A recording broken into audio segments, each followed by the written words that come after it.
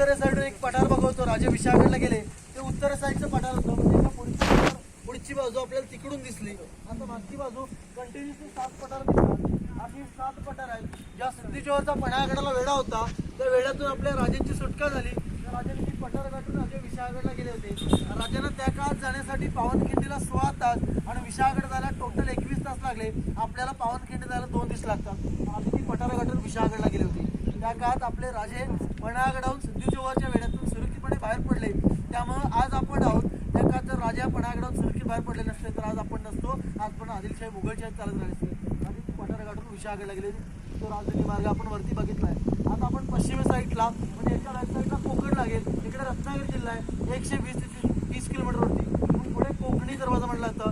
पश्चिम गेट कोकणी दरवाजा आणि आताचा 3 दरवाजा. तर तिन्ही दरवाजाचं बांधकाम आणि लॉक सिस्टीम आपल्याला तिथे जाऊन बघायचे आहे. 3 दरवाजाचं बांधकाम आणि लॉक सिस्टीम दिसेल. फक्त किल्ल्याच्या